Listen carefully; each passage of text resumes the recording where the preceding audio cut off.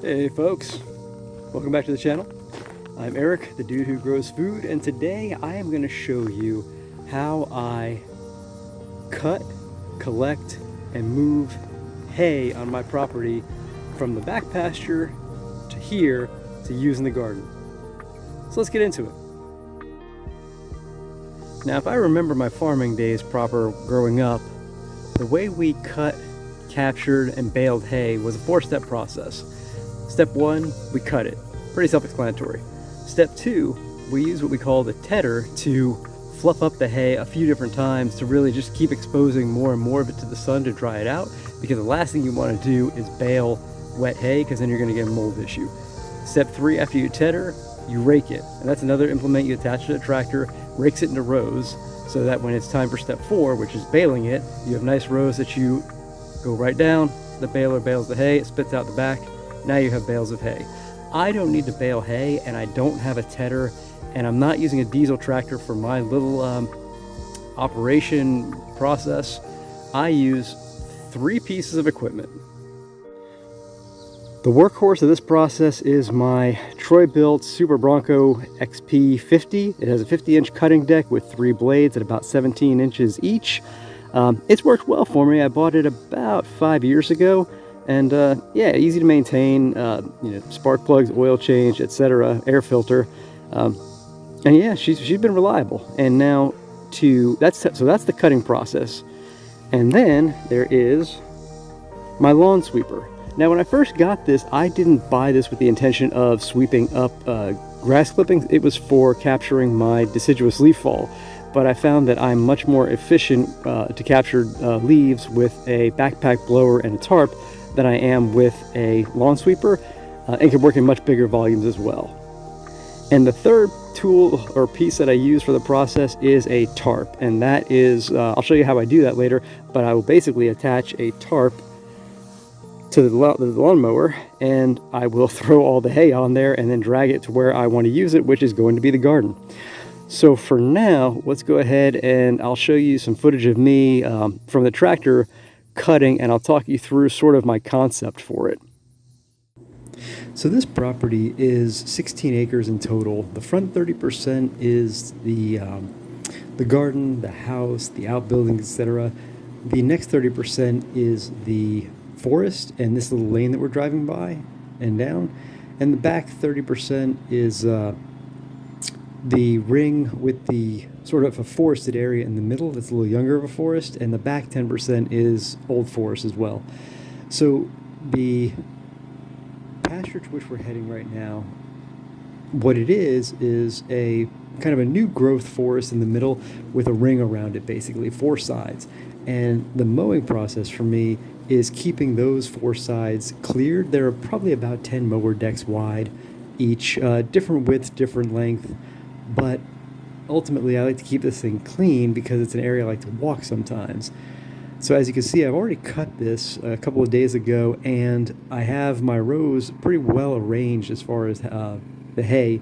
And now we're going to go ahead and take a look at the mower actually buzzing, and we're going to see exactly what I do, which is I'll do one side of the ring at a time, and nice and slow I drive down, and I have the discharge chute facing inwards, because what I'm trying to do is blow all of this material away from the edge. If I had the discharge chute facing outwards right now, all that material I'm cutting would go right into the woods.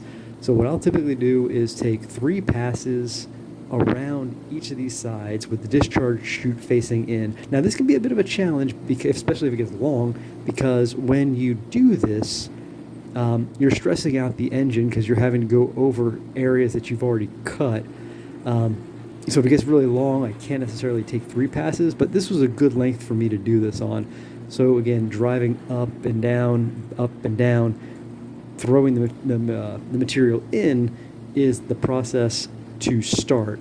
And then what I do is I go ahead and I reverse direction, and I start firing all of the material back out to the left, or whichever direction out actually is at that point. And that helps me to create the final row.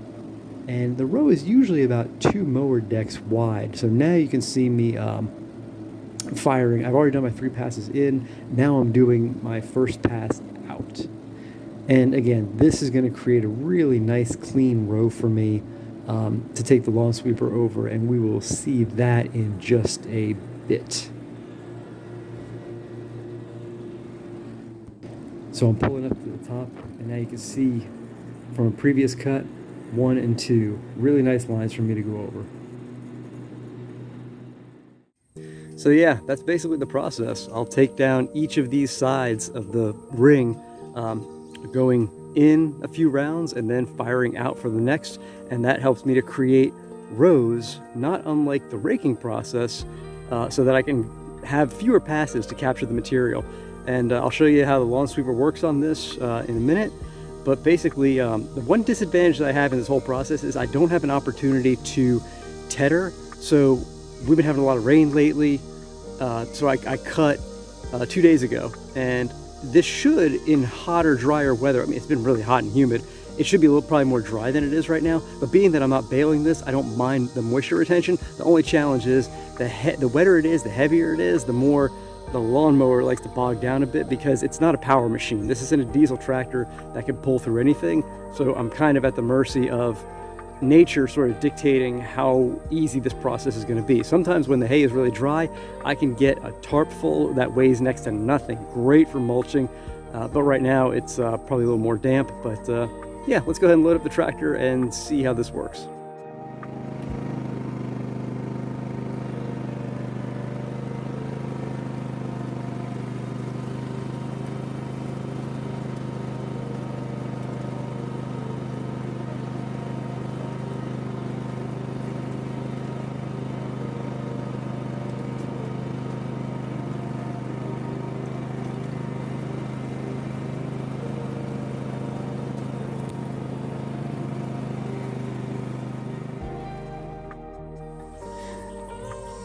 So as you can see, we've got a pretty good full sweeper full.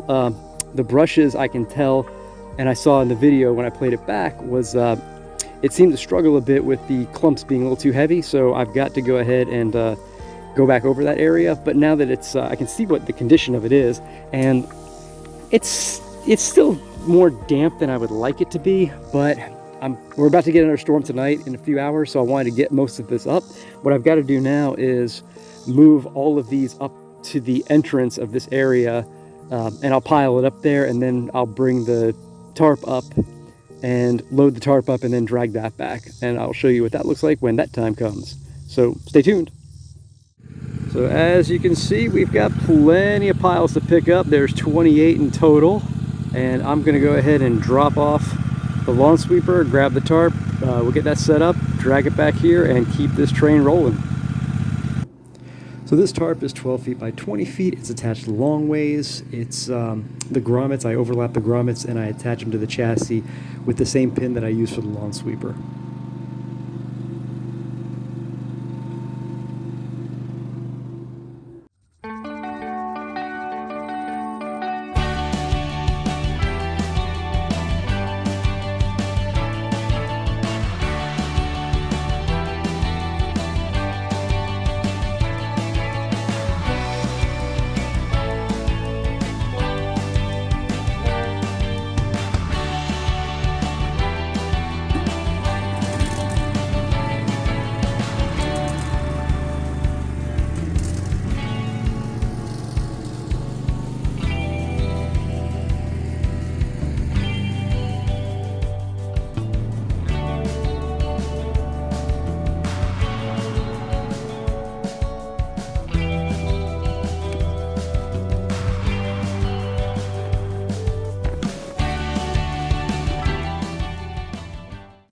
So we've got about 3/4 of it done, and it's about to rain, so I'm going to call it a night. It's about 5 o'clock.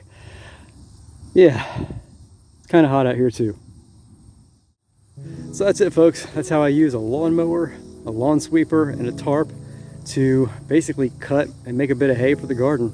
It's nice knowing that the product is safe. If for nothing else, it cost me 4 hours of time and about 3 gallons of gas to do that back little pasture. And again, it's not the whole pasture, it's just the ring. so I'm not taking that much away from the native wildlife and anything else that needs a habitat back there. But this is really valuable stuff for the garden. I can use it to amend compost, I can use it to top dress. If I mow really low, like I'm doing up in the orchard, I can use it to smother out some stuff and build some more organic matter in the soil. So yeah, hay is a great product if you don't have access to anything like compost, or you can't get your hands on something more commercial. If you can cut grass and let it dry a little bit, you can put something pretty good on top of the beds you've got growing food in.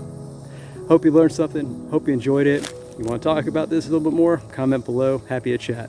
Until next time, take care.